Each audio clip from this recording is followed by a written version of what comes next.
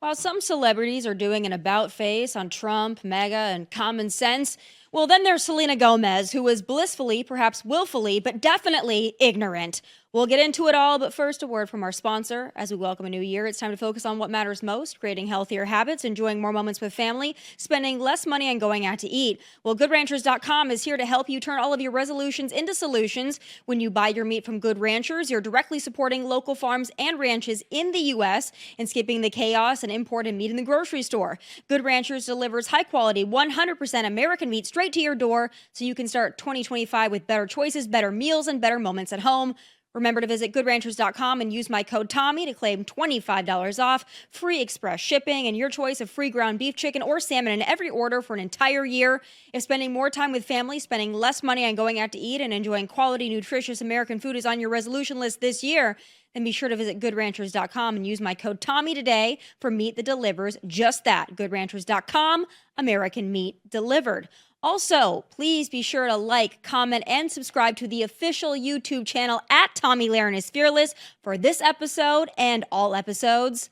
The show starts right now.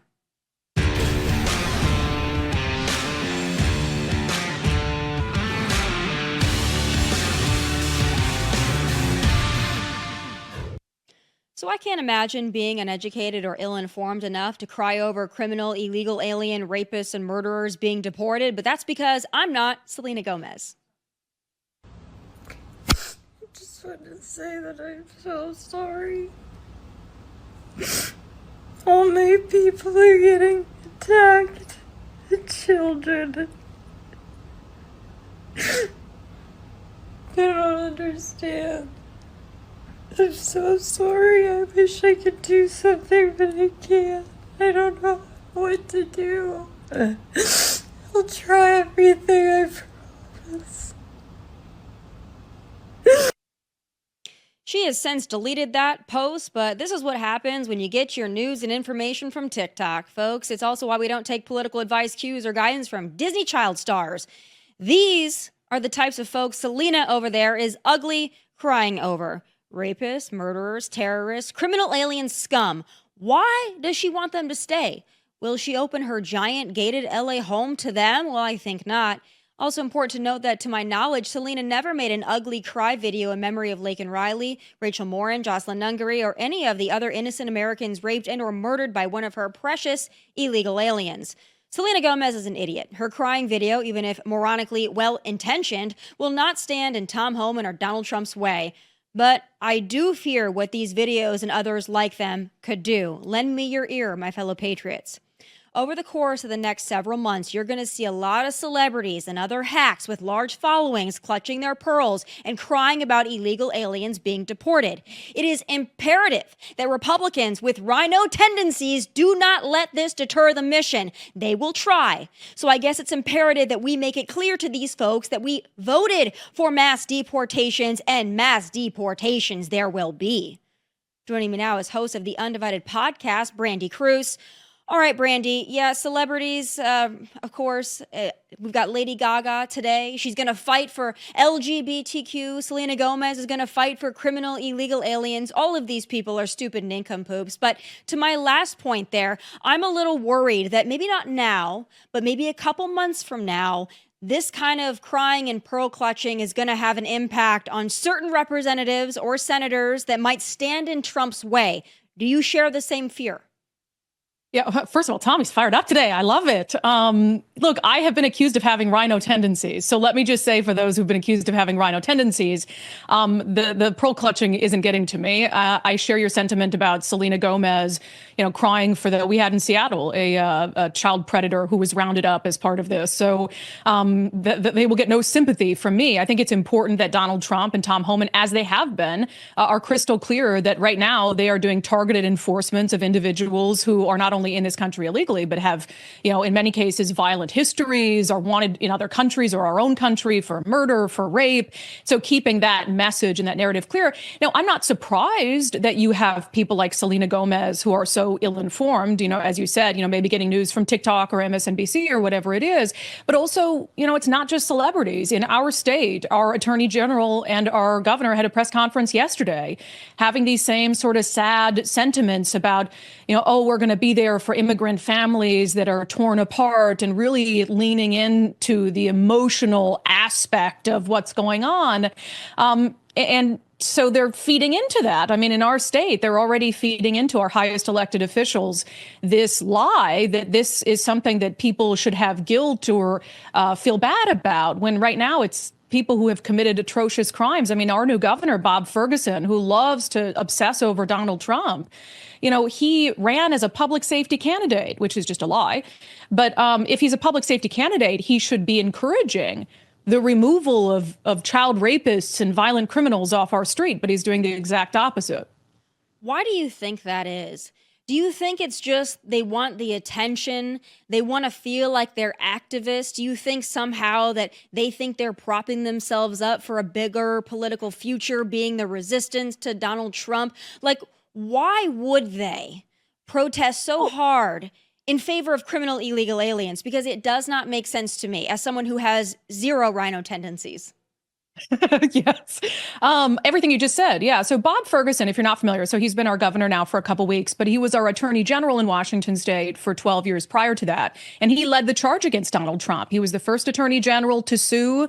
It was over the travel bans. He sued Trump dozens of times while he was in office as attorney general. And he did that to set himself up for a run for the governor's office. It was very well known at the time. He's always been someone, he's a chess grandmaster. So he's always been someone who's looking at his next political chess move. And so I gave it one term, Tomi, before he's trying to run for president of the United States.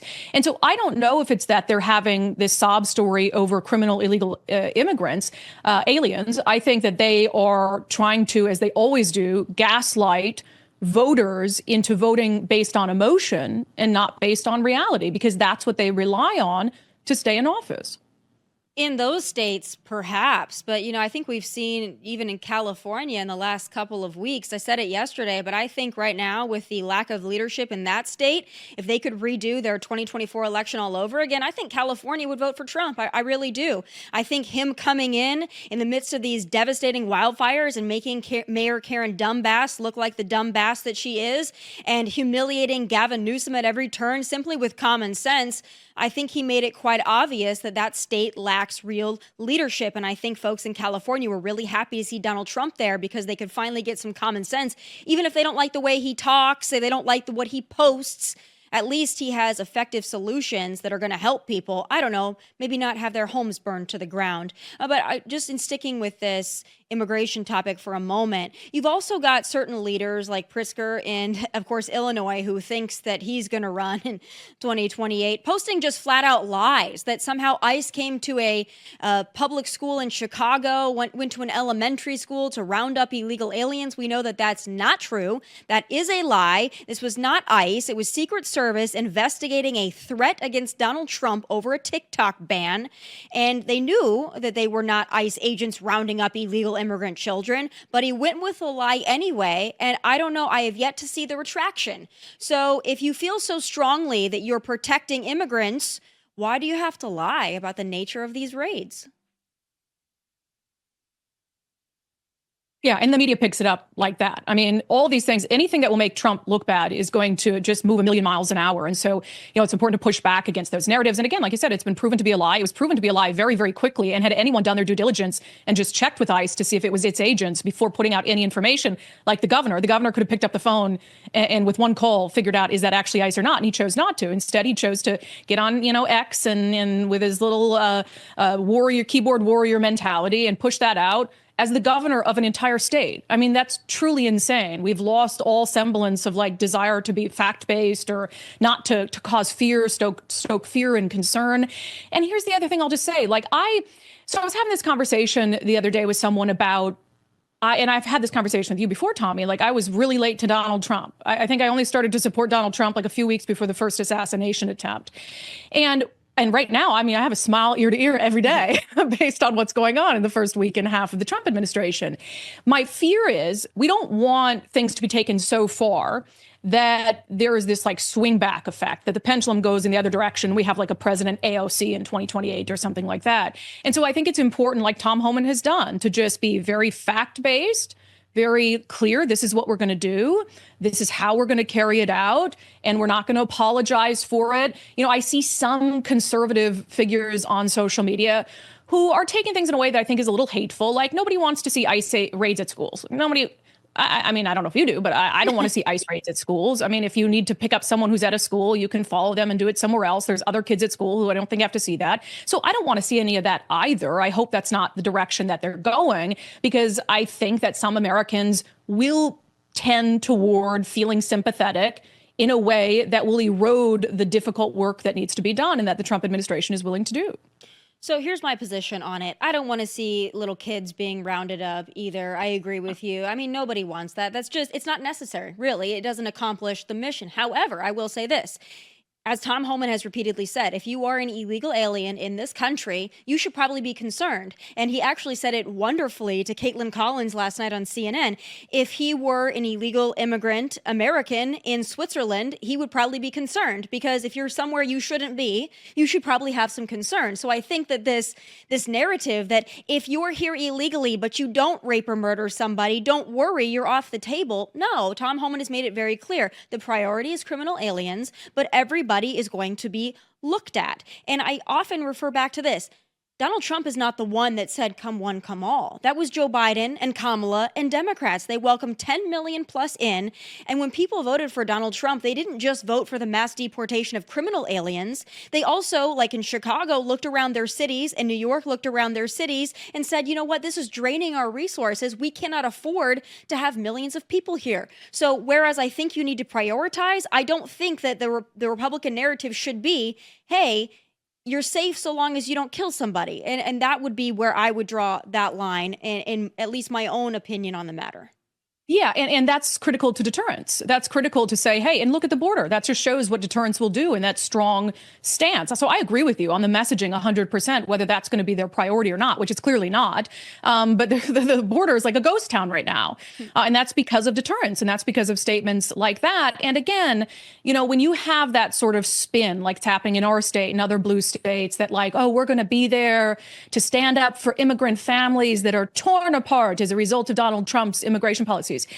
It's not Donald Trump's fault that these families came into the U.S. illegally. It's not your fault. It's not my fault. It's not Republicans' fault. It's the fault of parents who decided to come into the U.S. illegally and bring their children here with them, or have children here when they came. So if they get deported back to their home country because of their decision, why is that Donald Trump's fault? Why is that anyone's fault except the person who made the decision to come here and stay here illegally? And as you said, be a drain on resources that are desperately needed. Washington State has one of the worst homeless crises, and you could just the entire West Coast, some of the worst homeless crises in the entire country. I know here we had beds and shelter beds that should have been used for our homeless population of people who are Americans and who are without a home, being used by illegal immigrants or massive groups that came here seeking asylum. So we already have a bad enough homeless crisis. That was making it worse. And so I don't see why we would advocate for continuing to allow people to come here. I mean, not to mention the fentanyl that comes here and kills people by the thousands. It makes no sense to me. Makes no sense to me either. I'd also say that new polls show that folks in Mexico, they're not happy with the migrant crisis. They don't like all these migrants from everywhere else in the world coming through Mexico and now having to stay in Mexico. They're actually pretty pissed off about it. Well, guess what? That's what happens when you open your borders and then our border is closed. You get stuck with them, suckers. But another thing that's really riling people up. Donald Trump said, hey, listen, you work for the federal government. You might actually have to put on some pants and go to work. Let's take a listen to this and get out your tiny violin, Brandy, because it's so sad. Well, it happens. What a way to end the week. 5 o'clock on a Friday. Got our notice. Effective March 10th. We're back in the office 5 days a week. No telework. And that's the most fucked up thing, is not only did you issue this executive order, Cheeto, but the executive order trumps, pun intended, and rescinds any previously agreed upon telework agreements. So before, I was able to telework once a week when I was in the office every day. Now no mores. I am so upset. I am so mad. And honestly, I also feel for the parents. They're going to need to figure out childcare. They're going to have to commute. So many people don't live in DC and have to drive so far every single day. Like, Oh, it's so hard to have to go to work. I don't know about you, Brandy. I come to work. My parents growing up, they had to find daycare for me. I went to school, I went to daycare because they also had to go to work. This phenomenon that began in 2020 over the COVID joke is that you can just work at home and you can have extra time to make little stupid TikTok videos. I'm sorry, that's not going to cut it anymore. What do you think, though? Do you think this is going to be a positive? You think it's going to actually get people more productive, have them realize their responsibilities, accountabilities, maybe get rid of some folks that we might not need to employ via the government? What are your thoughts? Yeah, well, first, she shouldn't have a job. If in the private sector, I got on TikTok and called my boss a Cheeto, I wouldn't have a job. Obviously, that's not how the federal government works, or maybe it does under Trump. Maybe he's going to say, well, she can't have a job either. Here's the thing. I live in a tech city, right? And so there were a lot of people who were wringing their hands over having to come back to work because they'd gone out during the pandemic working from home and they were doing two jobs because in the tech sector, it's easy to do two jobs and they didn't want to go back to having to do only one.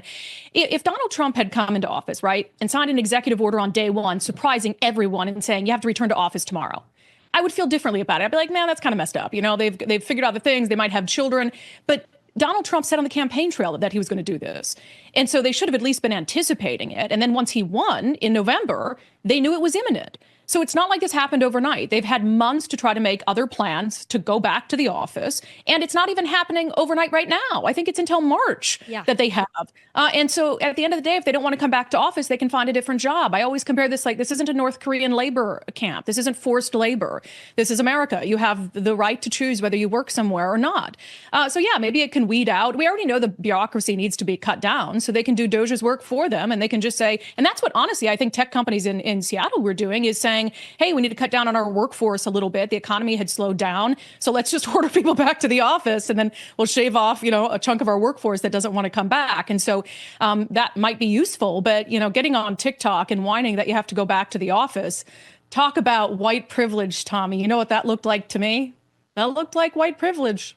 Yeah, it looked like liberal privilege, lazy privilege, maybe. And just to wrap this up and go on to another COVID topic, I remember during the pandemic when we had so-called essential workers and non-essential workers, those essential workers that kept this country going, made sure that there was food in the grocery stores and the toilet paper and making sure that things were shipped and making sure that they had supplies. Those folks could not telework. They were essential workers. So if you feel like you have the luxury of just sitting home and working, maybe you're not essential.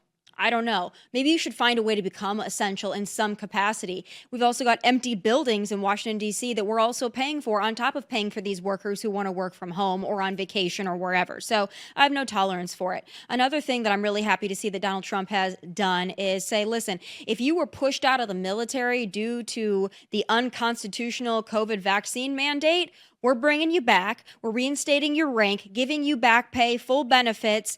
I think this is an excellent move, and I think it's going to do a lot for recruitment. What do you think this is going to do? And do you think this is a necessary step, especially for those members out there that really just left because of the jab requirement? Yeah, and I'd like to see how many want to come back, how many are willing, especially with the back pay element, to come back and serve the country, because it's hard. I mean, here, you're at the whim of one president one day, and you're at the, whim of another president the other day, and in 4 years it'll be someone else. And that I guess that's a hard way to live your life, and that's how a lot of police officers felt. We had police officers who were fired over the vaccine mandate. They were perfectly safe to work when they were saving lives and going into places that no one else wanted to go to in the early days of the pandemic when we had no clue how bad this thing was. And they were all celebrated for that. Firefighters, police officers, everyone out there on the front lines, with a mask on, still saving lives, still doing their jobs. But then when the jab came out, it was like, no, we don't need you anymore. You went from being essential, like life-saving to, oh, you won't get this injection in your arm and now we can do without you. It's just insane. And so the same concept goes to the military. And so, yeah, I mean, I would like some of those dedicated men and women who've served our country to come back and to continue to do so. What I want to know is there kind of a finality for them, so to speak? Is that built in? And I'm not really clear on that, because if you have this sort of swing back and you've got maybe a Democratic president in 2028, can they undo that? Because that's not fair to the service members, obviously. And so, if they come back, I want to know that that's never going to be something that's thrust upon them again. We must never let the fear of a pandemic or a virus ever allow us to do what we did in 2020 through, in some places, 2022. May we never be so stupid. And I'll tell you this, if we stand strong as an American people and say we will never do this again, guess what? We will never do it again. Never let the government shut you down. Never let the government tell healthy people that they should stay in their home and order Uber Eats and drink alcohol and get fat and stupid. Never, never will we do this again. I'm telling you, in Tennessee, we're never going to do it again. The last thing I want to talk about is kind of a fun one. I saw this last night on X and I thought it was hilarious. New York Magazine, right? They want you to be fearful of the MAGA folks, the young people, the cruel kids table. Apparently, they want to showcase what young conservatives look like. And Brandy, I don't know about you, but I looked at that cover and I was like, that looks like a pretty good campaign ad for conservatism. You look good. I think it was supposed to be a dig, but what do you think the message is being sent here by New York Mag? Well, first, if I'm in that picture, I'm suing New York Mag today. I mean, calling everyone in that picture cruel, by proxy. And I bet they couldn't name all those individuals in the picture. And so it's just a weird thing. I'm sure you also know that the full picture that was used on the front page has been released. And there were Black people at this party. In fact, one of the hosts of the party was Black, but they cropped out anyone of color and only use the white kids on the front page. And so it's just fascinating to see. Obviously, very intentional. Just off to the left of that photo, as it's used on the cover, there's like 3 or 4 people of color, including the host of the party. And so it's clearly intended to frame it as this like cruel white kids, white supremacy, crazy thing. I mean, but like you said, they all look great. I was like, that looks like a really fun party that I really want to be at. And everybody looks fit and happy and fantastic. But yeah, I would sue New York Mag. And it's just an example of, raging media bias. But if there's not lawsuits against New York Mag today, I'd be really surprised. There ought to be. I didn't see any they, thems in the photo, but I'll tell you this. I attended several inaugural balls in D.C. last week, and I'll tell you this. I saw incredible diversity. All skin colors, all genders, everybody was partying together in celebration of Donald Trump's victory. So it's really interesting. I had not heard that they had cropped out the folks of color who happen to be conservatives. That's a major scandal. Thank you for breaking that news to me here on this show, because that's really something. I'm not surprised, but it really is a sick thing to do. Brandy, best of luck to you in your liberal state. I'm hoping that it is savable. I know you're doing your best, and I'm just hoping that the country wins so strongly under Donald Trump that even these liberal areas let go of their delusions and maybe just come back to the center. That's my hope, but I always appreciate you speaking sense and always coming on my show. I really appreciate your time. Yeah, and we need help, Tomi. I know you have a good national audience. So if anyone at the Trump team is listening, we need a really strong United States attorney in Seattle. We need someone who's going to fight back against this stuff, hold Antifa accountable, waste accountable. So send us someone, please. We're in desperate need. We need a lot of Tom Homans, too. I wish we could clone him. Maybe we'll find a way to do that. There's anything's possible with AI now. And I think Tom Homan would be the first person we should do that to. Brandy, thanks so much. And best of luck in your state. Thanks. President Trump's nominee for HHS, RFK Jr., will face his confirmation hearing this week, and here is my plea to him if he makes it through. It's time for Final Thoughts, sponsored by Good Ranchers.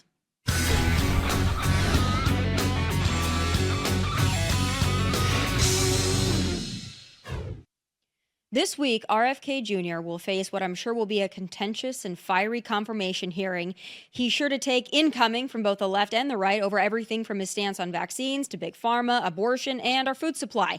And that last one I mentioned is what I want to focus on. Our food supply. So there's been a lot of discussion about banning certain dyes, additives, and preservatives in our food, and rightfully so. We need to get that junk out. But there's another very overlooked aspect of our food supply that I want to shine some light on. Where is our food coming from? More specifically, where is our meat coming from? Guess what? You actually don't know, and that should scare the crap out of you. For years now, I've joined American ranchers in their plea for mandatory country of origin labeling on our beef products. Yeah, as shocking as it sounds, unless you raise and butcher livestock yourself or purchase your beef from an independent rancher, you have no idea where your beef is from. Back in March 2016, the Department of Agriculture revoked regulations requiring imported meat products to be labeled with their country of origin. But I know what some of you are thinking. The beef you buy in the grocery store has a Product of USA sticker on it. Well, not so fast. Those products can carry that label so long as the meat is packaged or even repackaged here. And that sneaky and deceptive practice has allowed greedy meat packers to undercut our American ranchers who are left unable to differentiate their product from the foreign stuff. So, does the importation of foreign meat mean you're getting a discount at the checkout line? Oh, absolutely not. You're paying the same price. You just don't know for what or from where.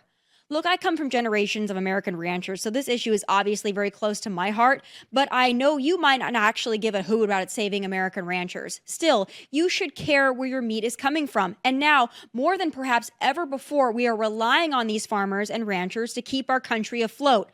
President Trump has vowed to unleash American energy, but let's also unleash American agriculture and American producers while we're at it. Our American ranchers, their families, their legacies, their way of life is in grave danger. But if we lose our American beef and meat producers, it's the American consumers who will truly be in trouble.